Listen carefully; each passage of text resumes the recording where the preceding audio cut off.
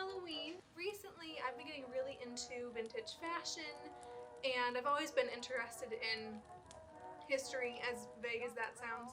And so I thought it might be kind of fun to take this channel and transform it into a vintage YouTube channel a little bit. I still want to post my monologues and my short films and such, but I just thought this is something that I'm interested in, and I figured if anybody else is interested too, you can tag along and we can learn some stuff together. I thought since it's Halloween, or almost Halloween, that we could read some really old ghost stories or like scary stories. So I found 3 of them. However, I have to say, it's really hot. I've had this thing going for like 30 minutes now, trying to figure out how I want to set this up, and I'm sweating. So if you see me start to unravel throughout the course of this, it's just because it's really hot. I'll be a little nice and sweaty for you. So I have 2 shorter stories and 1 longer story. I will mark now what the timestamps are. Here you go. The 3 stories that I have are Uncle Abraham's Romance by E. Nesbit, Telltale Heart by Edgar Allan Poe, of course, and The Wind in the Rosebush by Mary E. Wilkins Freeman. So those are the 3 stories. I have only read Telltale Heart. The other 2 are completely new to me. I haven't read them like in preparation for this video or anything. So if they're like not the best choices, I thought we'd take a chance. We'd try something new. Let's go ahead and jump in. Let's get spooky. Uncle Abraham's Romance by E. Nesbit. Originally published in 1893. No, my dear, my Uncle Abraham answered me. No, nothing romantic ever happened to me. Unless, but no, that wasn't romantic either. I was. To me, I being 18, romance was the world. My Uncle Abraham was old and lame. I followed the gaze of his faded eyes, and my own rested on a miniature that hung at his elbow. His elbow chair's right hand? At his elbow. I followed the gaze of his faded eyes, and my own rested on a miniature that hung at his elbow chair's right hand, a portrait of a woman, whose loveliness even the miniature painter's art had been powerless to disguise, a woman with large lustrous eyes and a perfect oval face. I rose to look at it. I had looked at it 100 times. Often enough in my baby days I had asked, "Who's that, Uncle?" Always receiving the same answer, "A lady who died long ago, my dear." As I looked again at the picture, I asked, "Was she like this?" "Who?" Your romance." Uncle Abraham looked hard at me. "Yes," he said at last. "Very, very like." I sat down on the floor by him. "Won't you tell me about her?" "There's nothing to tell," he said. "I think it was fancy mostly, and folly, but it's the realest thing in my long life, my dear." A long pause. I kept silence. "Hurry no man's cattle" is a good motto, especially with old people. "I remember," he said in the dreary tone always promising so well to the ear that a story delighteth. "I remember when I was a young man, I was very lonely indeed. I never had a sweetheart. I was always lame, my dear, from quite a boy, and the girls used to laugh at me." He sighed. Presently he went on. "So I got into the way of mooning off by myself in lonely places, and one of my favorite walks was up through our churchyard, which was set high on a hill in the middle of the marsh country. I liked that because I never met anyone there. It's all over years ago. I was a silly lad, but I couldn't bear of a summer evening to hear a rustle and a whisper from the other side of the hedge, or maybe a kiss as I went by. Well, I used to go and sit all by myself in the churchyard, which was always sweet with thyme, and quite light on account of its being so high long after the marshes were dark. I used to watch the bats flitting about in the red light and wonder why God didn't make everyone's legs straight and strong and wicked follies like that. But by the time the light was gone, I'd always worked it off, so to speak, and could go home quietly and say my prayers without any bitterness. Well, one hot night in August, when I had watched the sunset fade and the crescent moon grow golden, I was just stepping over the low stone wall of the churchyard when I heard a rustle behind me. I turned round, expecting it to be a rabbit or a bird. It was a woman. He looked at the portrait. So did I. "Yes," he said, "that was her very face." I was a bit scared and said something, I don't know what, and she laughed and said, did I think she was a ghost? And I answered back, and I stayed talking to her over the churchyard wall till 'twas quite dark, and the glow-worms were out in the wet grass all along the way home. Next night I saw her again, and the next night, and the next, always at twilight time, and if I passed any lovers leaning on the stiles in the marshes, it was nothing to me now. Again my uncle paused. It's very long ago, he said slowly, and I'm an old man, but I know what youth means, and happiness, though I was always lame and the girls used to laugh at me. I don't know how long it went on, you don't measure time in dreams, but at last your grandfather said I looked as if I had one foot in the grave and he would be sending me to stay with our kin at Bath and take the waters. I had to go. I could not tell my father why I would rather had died than go. What was her name, Uncle? I asked. She never would tell me her name, and why would she?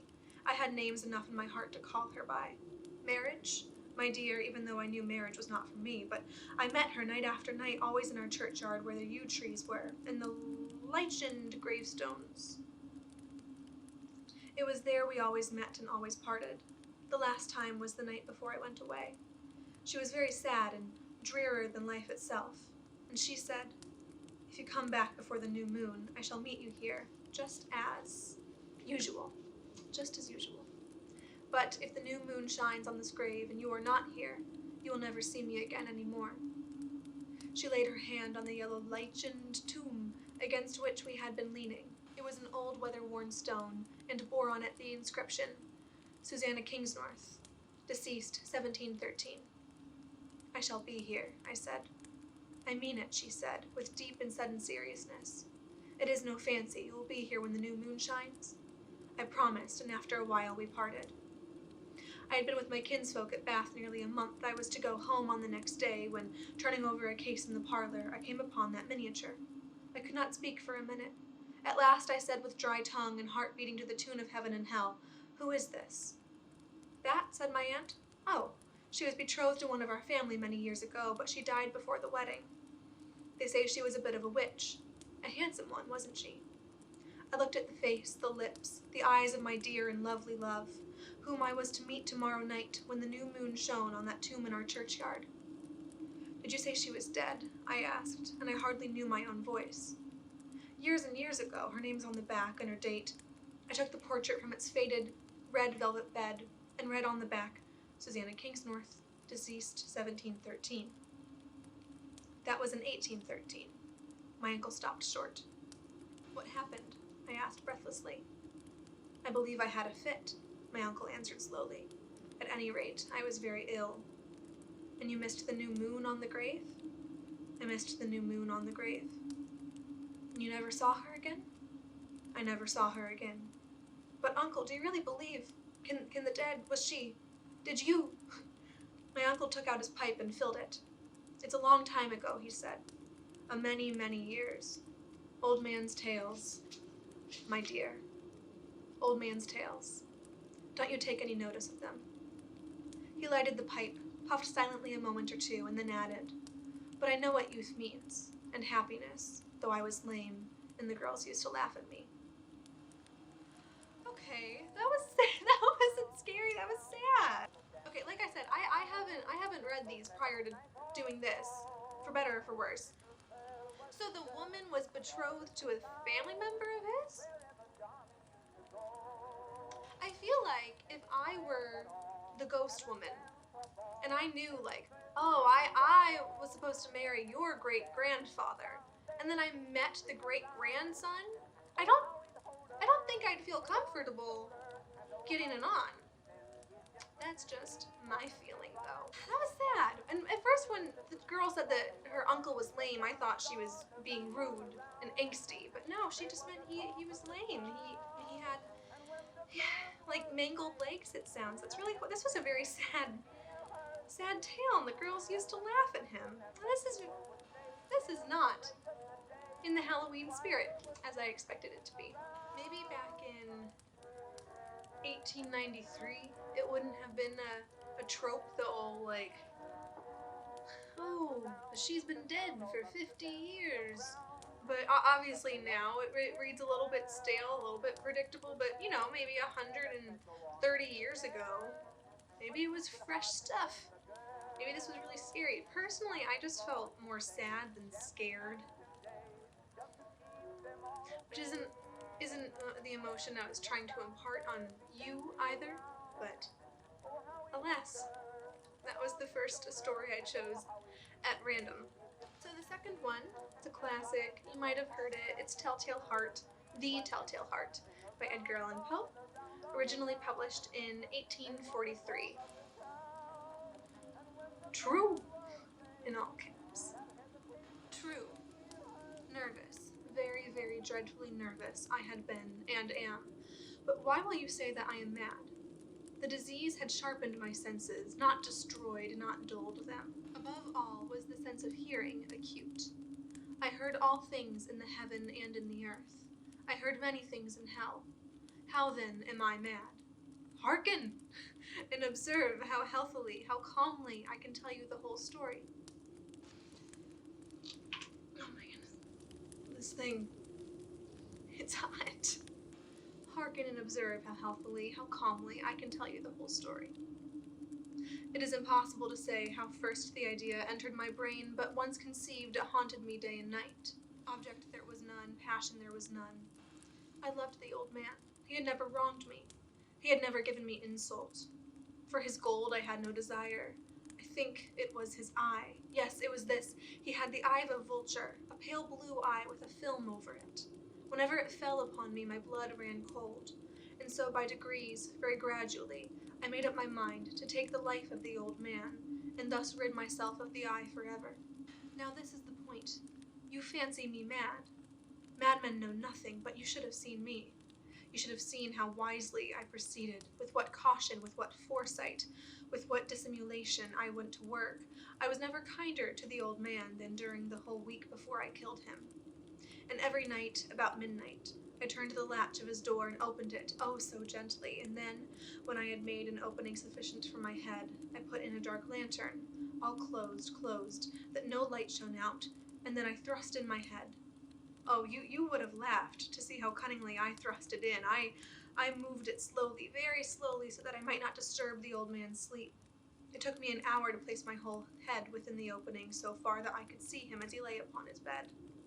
Ha! Would a madman have been so wise as this? And then when my head was well in the room, I undid the lantern cautiously, oh so cautiously, for the hinges creaked. I undid it just so much that a single thin ray fell upon the vulture eye. And I did this for 7 long nights, every night just at midnight. But I found the eye always closed, and so it was impossible to do the work, for it was not the old man who vexed me, but his evil eye.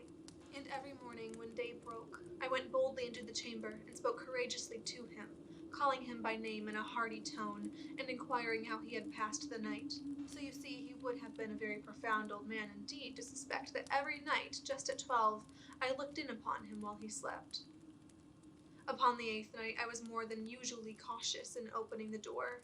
A watch's minute hand moves more quickly than did mine.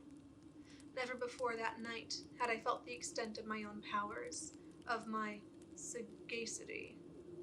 This is showing you how limited my vocabulary is. I could scarcely contain my feelings of triumph. To think that there I was, opening the door little by little, and he not even to dream of my secret deeds or thoughts. I fairly chuckled at the idea, and perhaps he heard me, for he moved on the bed suddenly as if startled. Now you may think that I drew back, but no. His room was as black as pitch with the thick darkness, for the shutters were closed, fastened, through fear of robbers, and so I knew that he could not see the opening of the door, and I kept pushing it on, steadily. I had my head in, and was about to open the lantern, when my thumb slipped upon the tin fastening, and the old man sprang up in bed, crying out, "Who's there?" I kept quite still and said nothing.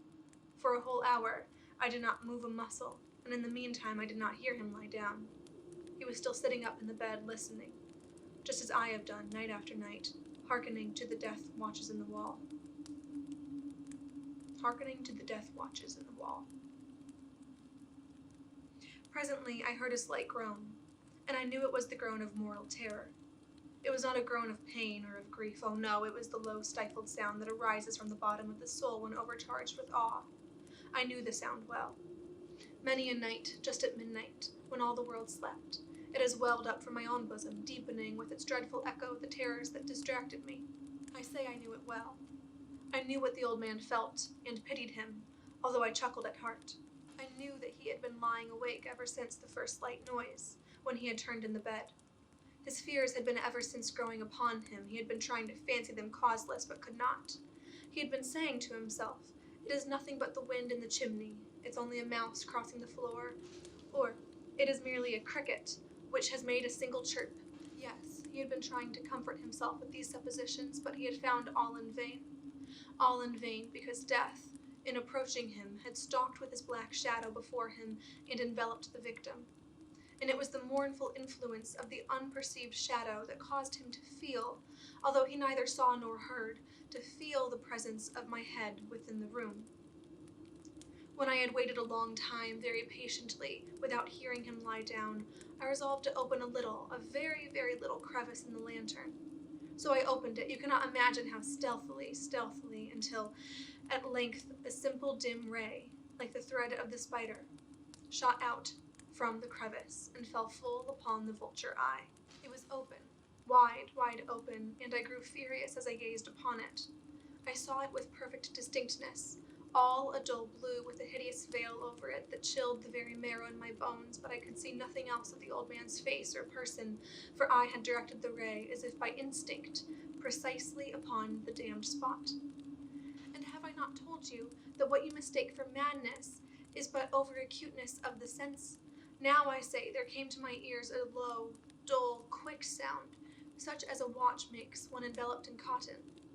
I knew that sound well, too. It was the beating of the old man's heart. It increased my fury, as the beating of a drum stimulates the soldier into courage. But even yet I refrained and kept still. I scarcely breathed. I held the lantern motionless. I tried how steadily I could maintain the ray upon the eye. Meantime, the hellish tattoo of the heart increased. It grew quicker and quicker and louder every instant. The old man's terror must have been extreme. It grew louder, I say, louder every moment. Do you mark me well? I have told you that I am nervous, so I am. And now, at the dead hour of the night, amid the dreadful silence of that old house, so strange a noise as this excited me to uncontrollable terror. Yet, for some minutes longer, I refrained and stood still. But the beating grew louder. I thought the heart must burst. And now a new anxiety seized me. The sound would be heard by a neighbor. The old man's hour had come. With a loud yell, I threw open the lantern and leaped into the room. He shrieked once, only once. In an instant, I dragged him to the floor and pulled the heavy bed over him. I then smiled gaily to find the deed so far done, but for many minutes the heart beat on with a muffled sound. This, however, did not vex me. It would not be heard through the wall. At length it ceased. The old man was dead. I removed the bed and examined the corpse. Yes, he was stone dead. I placed my hand upon the heart and held it there many minutes. There was no pulsation. He was stone dead.